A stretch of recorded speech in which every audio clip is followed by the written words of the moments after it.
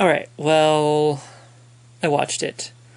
I should probably give myself a little bit more time to put my thoughts together, but I don't know. First impressions are always good, I guess. I did watch the deleted scenes too. There was only 3 of them. I mean, they were less than 10 minutes between the 3 of them. The way I feel about deleted scenes is the movie should stand fine on its own. And the deleted scenes should only add to that. Take, for instance, Legend. It's an old Tom Cruise movie, fantasy movie. Good movie, if that's your type of thing. You know, I liked the movie for what it was, but I always felt there were parts missing. And after getting the 25th anniversary or whatever the hell it was, there's like this special thing. And, you know, I watched the deleted scenes on that. Obviously, there were pieces missing, you know, that it's just like, oh, well, that's what I'm saying, is it added to the movie for me.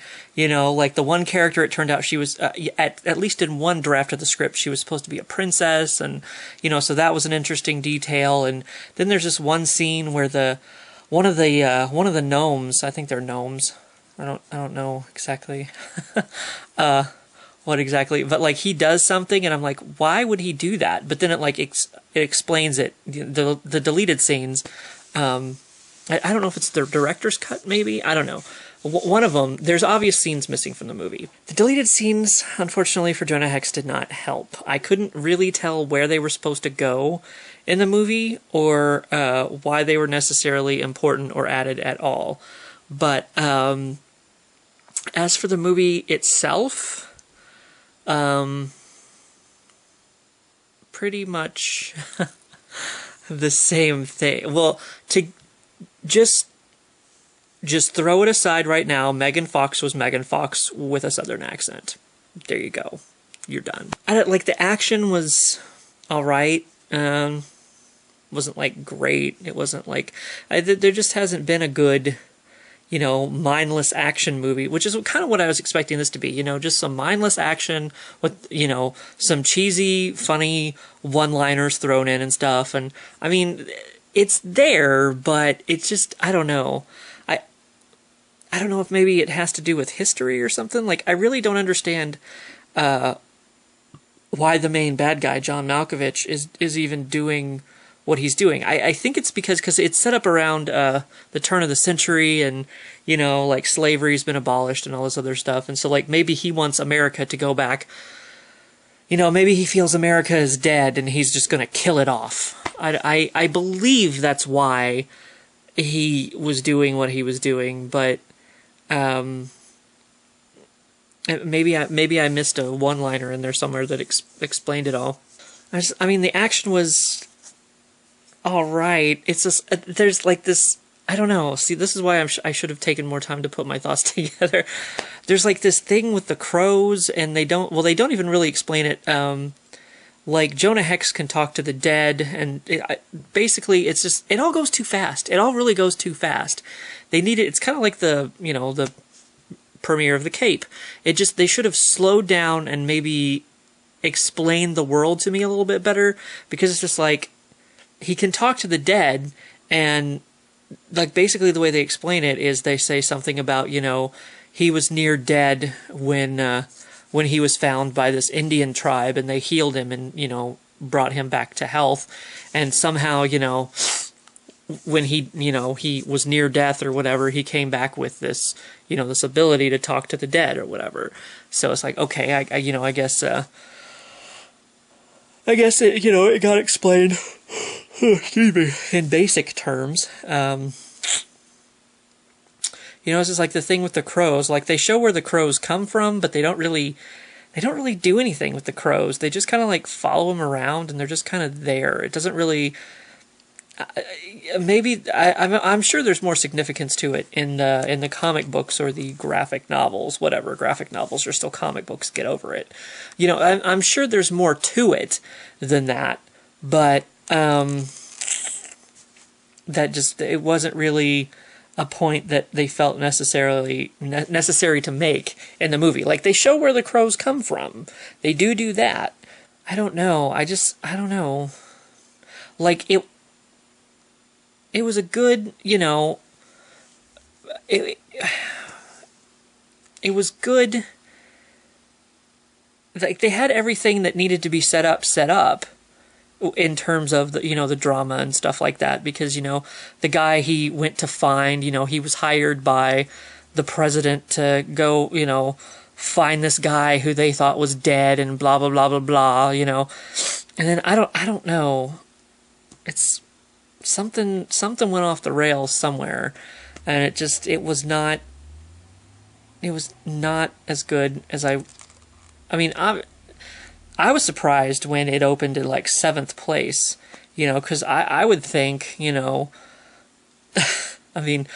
comic book movie, it has set-in fans that have been waiting for years to see a comic book, or a movie based on their favorite comic book. Like, I'm surprised it wasn't in the top 3 at the very least. I don't know how many theaters it opened in, whatever. I would expect it to be, in at least the top half of the weekend, I could understand a huge drop in sales the second weekend, but I'm surprised it opened at like number 7. They have somewhere to be. Boop. There's my fingers. But yeah, I don't know. I really don't know.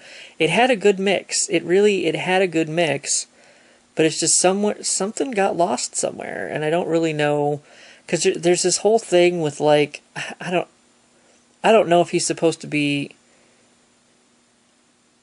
I don't know if he's supposed to be seeing something on like the astral plane, or if he's supposed to be like seeing the future or whatever.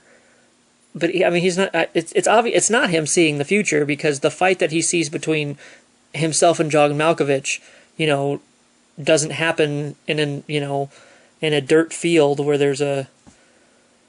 I don't know if maybe it's his spirit guide. I don't know, because it's a thing with the Indians. Like it's his spirit animal showing him, giving him strength. I don't understand why the stuff with him and John Malkovich in the middle of this dirt field fighting happened. I don't understand. Like, just take that part and get rid of it. Of course, the movie itself is like an hour and 13 minutes long. I'm like, you couldn't have taken just most movies are an hour and a half at the very least. You couldn't have taken like 15 more minutes and maybe put some more explanation of stuff in here, or, maybe another, fight scene or something. I don't know, because like the action, some of it was all right, and there like the humor. I don't know, the humor wasn't. There were flashes of it, but it just wasn't. I don't know, just wasn't really enough. So I have low standards in movies sometimes. Like, I just sat down expecting, like I said, just sit down, popcorn, just eat your popcorn and don't think, basically, is what I was expecting. And I didn't even get that. I liked Stealth okay. I liked Virus, I liked Deep Rising. I like these just, things blow up and, just these action things where there's, I like that. I'm okay with that. And I was kind of in the mood for that with this, and that's what I was expecting. And I didn't get that. And it's a disappointment. I can't say that I hated it.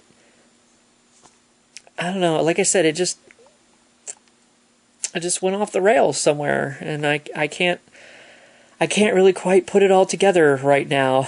It's still sinking in. So I'm not gonna say I hate it, but I was expecting to take this movie to people and be like, oh, I love this movie, and say it's like underrated, and like if you're just looking for a mindless action, if you can shut your brain off for a while, because I know a lot of people, they're like, oh, every movie has to be high class, blah blah blah blah blah. I'm like, not really. You gotta have the fun ones too. Like American Outlaws. I love that movie. It's just a fun movie, and that's what I was I was hoping to be able to express the same kind of, to add this movie to that list of things that, you know, I like Cutthroat Island. I like Cutthroat Island, I'm not going to lie, but this was not even up to that level, unfortunately.